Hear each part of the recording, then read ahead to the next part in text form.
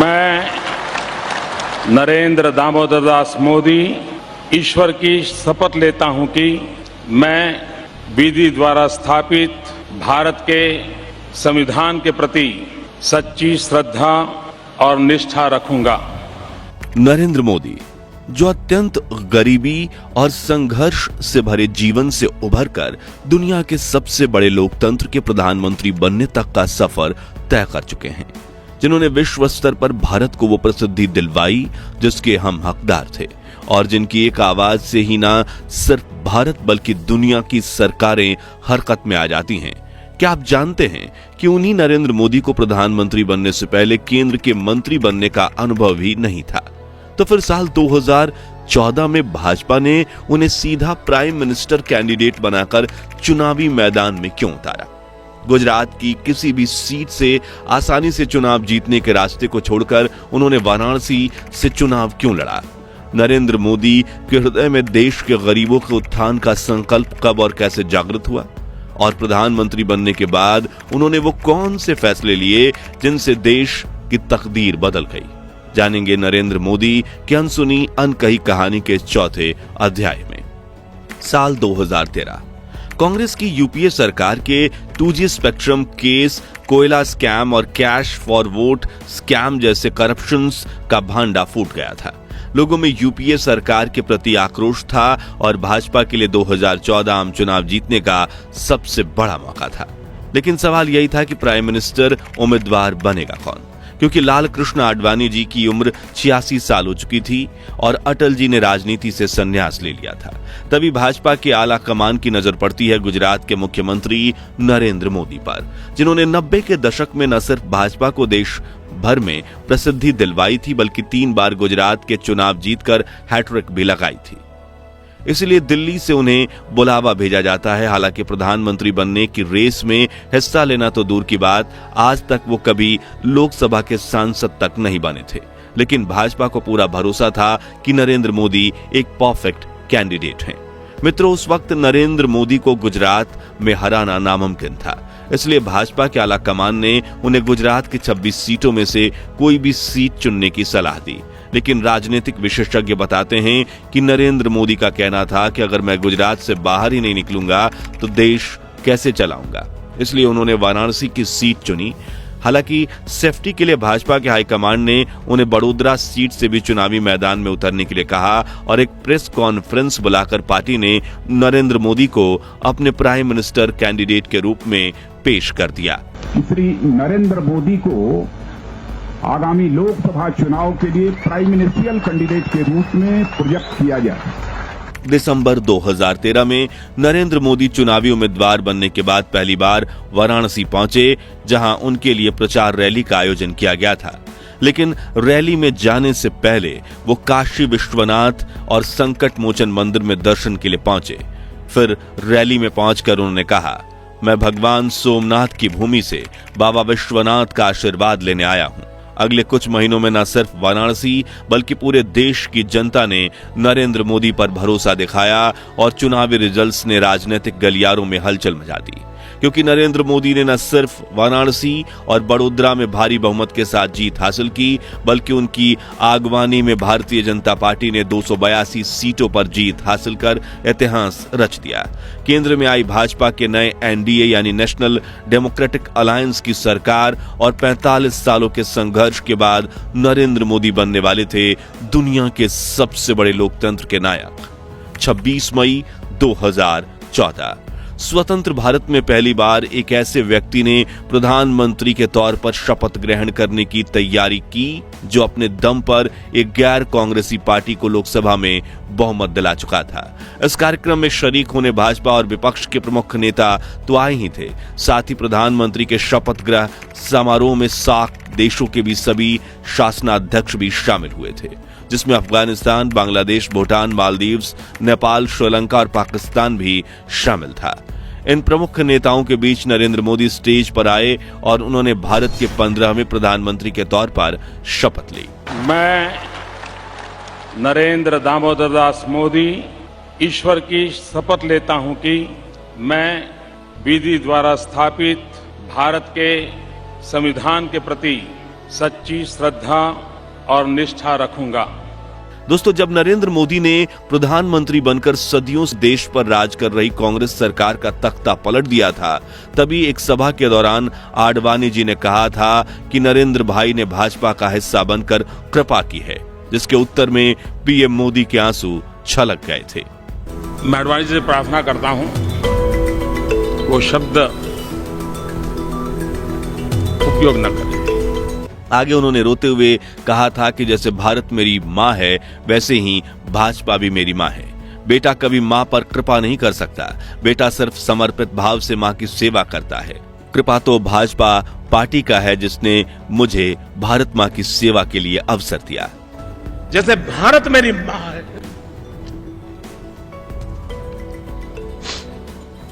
वैसे ही भाजपा भी मेरी मां है। पीएम मोदी के साथ काम करने वाले बताते हैं कि वो अपने आसपास के छोटे से बड़े हर व्यक्ति की इज्जत करते हैं, कभी किसी से तू तड़ाक में बात नहीं करते।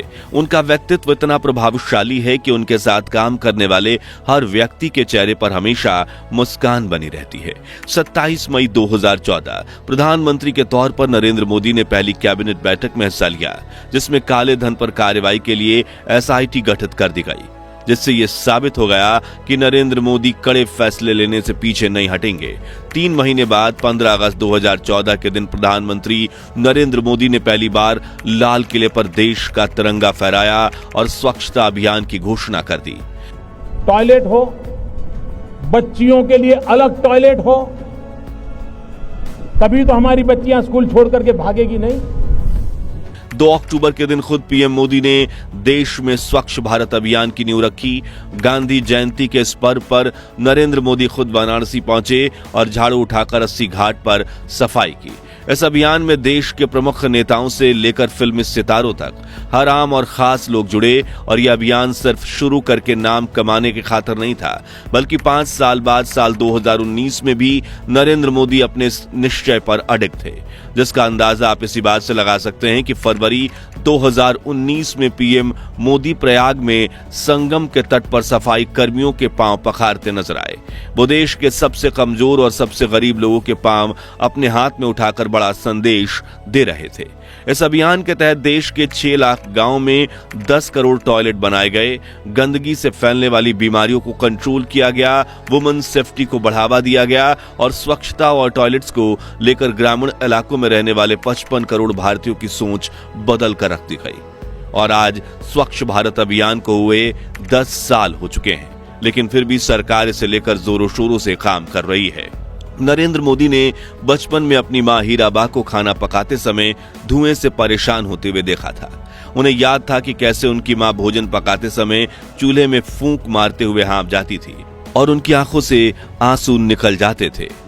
इसलिए गुजरात के मुख्यमंत्री बनते ही नरेंद्र मोदी ने अपने राज्य में हर घर LPG गैस सिलेंडर पहुंचाने का अभियान शुरू किया और प्रधानमंत्री बनने के बाद वे इसे राष्ट्रीय स्तर पर ले आए, जिसके लिए 1 मई 2016 के दिन प्रधानमंत्री उज्ज्वला योजना लॉन्च की गई, जिसमें गरीब परिवारों को मुफ्त में LPG सिलेंडर और चूल्हा बांटने का अभियान शुरू हुआ। इस योजना का लक्ष्य था मार्च 2020 तक देश भर के 8 करोड़ घरों में LPG कनेक्शन पहुंचाना, लेकिन ये लक्ष्य तय सीमा से पहले ही हासिल हो गया और 7 सितंबर 2019 के दिन नरेंद्र मोदी ने खुद औरंगाबाद में एक परिवार को 8 करोड़वां कनेक्शन सौंपा। इस योजना ने देश में LPG कवरेज को 62% से बढ़ाकर 99.8% तक पहुंचा दिया। आज देश के घर घर में गैस सिलेंडर है, जो काफी बड़ी उपलब्धि है। गरीबों के बीच गांव में बिताए बचपन ने ही नरेंद्र मोदी को गरीबों के लिए पक्के मकान, अच्छी सड़कें, शुद्ध पेयजल, LPG कनेक्शन और 24 घंटे बिजली सुनिश्चित करने के लिए प्रेरित किया।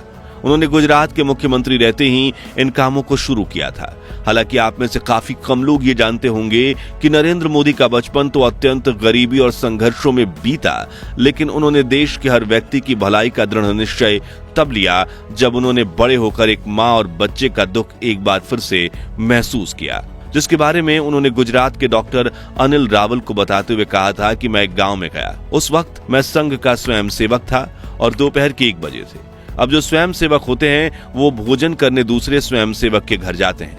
तभी वहां मैं एक स्वयंसेवक के घर गया जो एक झोपड़ा था। उस झोपड़े में वो स्वयंसेवक, उसकी पत्नी और एक छोटा सा बच्चा था।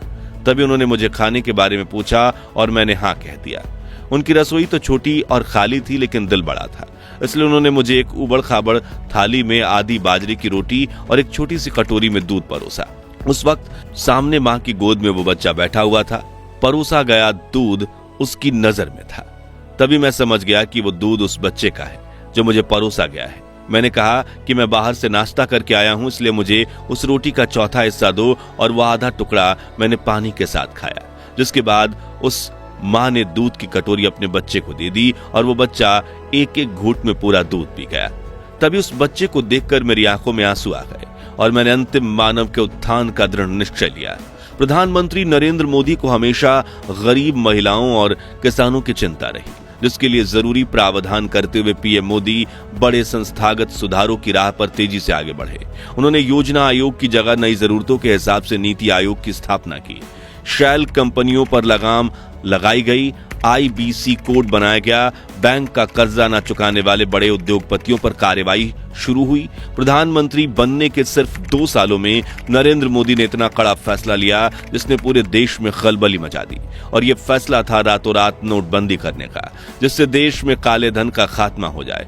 मोदी सरकार की यह पहल भी पूरी तरह से तो नहीं, लेकिन काफी हद तक सफल साबित हुई। इस नोटबंदी के 9 महीने बाद जुलाई 2017 में उन्होंने जीएसटी यानी गुड्स सर्विस टैक्स लॉन्च कर दी और देश के टैक्स सिस्टम में क्रांति ला दी। भाइयों बहनों, मेरा मंत्र है, न खाता हूं न खाने दूंगा। नई टेक्नोलॉजी और आईटी के नरेंद्र मोदी शुरू से हिमायती रहे। अपनी सरकार में कामकाज को असरदार बनाने और आम जनता की सुविधा के लिए नरेंद्र मोदी ने वर्ष 2015 में डिजिटल इंडिया को लॉन्च किया। अगले कुछ सालों में डीजी लॉकर, उमंग, रुपे, भीम और यूपीआई जैसे प्लेटफॉर्म और एप्स के जरिए मोदी भारत को डिजिटल बना रहे थे। धीरे धीरे यूपीआई जैसे प्लेटफॉर्म्स और एप्स के जरिए पूरे भारत में यह प्रसिद्ध हुआ और देशवासियों के जीवन को आसान बना दिया। बल्कि दूसरे देश ने भी इसे अपनाना शुरू किया और आज दुनिया भर में जितनी भी डिजिटल पेमेंट्स होती हैं, उनमें से 46% तो केवल भारत में होती है। प्रधानमंत्री जनधन योजना के तहत देश भर में गरीब किसानों से लेकर मजदूरों को बैंक अकाउंट खुलवाए गए और उसमें सब्सिडी और योजनाओं के लाभ भेजकर प्रधानमंत्री मोदी ने मिडिल मैन को हटा दिया, जिससे जनता के लिए लॉन्च हुए अभियानों का फायदा डायरेक्ट जनता को मिला और भ्रष्टाचार कम हुआ। इसके अलावा नरेंद्र मोदी की सरकार ने कुछ ऐसे कड़े फैसले लिए जिसके बारे में पुरानी सरकारों ने सोचा तक नहीं था। जैसे उन्होंने कश्मीर में आर्टिकल 370 हटा दिया, 3 तलाक की प्रथा को गैर कानूनी करार करते हुए महिला समाज में उनका हक दिलवाया, सालों से चले आ रहे अयोध्या भूमि विवाद का समाधान लाकर राम मंदिर बनवाया और सालों की तपस्या बाद रामलल्ला घर विराजे। इतना ही नहीं, उन्होंने पाकिस्तान के आतंकी हमले का मुंहतोड़ जवाब देते हुए 2 बार सर्जिकल स्ट्राइक करवाई और पीओके में आतंकी अड्डों को तबाह कर दिया। साथ ही विश्व स्तर पर भारत को दुनिया की 5 महाशक्तियों की सूची में लाकर खड़ा कर दिया और वो हक दिलवाया जिसका भारत हकदार था। और अब अपनी तीसरी टर्म में नरेंद्र मोदी ने देश को और ज्यादा आगे ले जाने का वादा किया है। तो मित्रों, आपके हिसाब से भारत में अब तक के सबसे श्रेष्ठ प्रधानमंत्री कौन है और क्यों?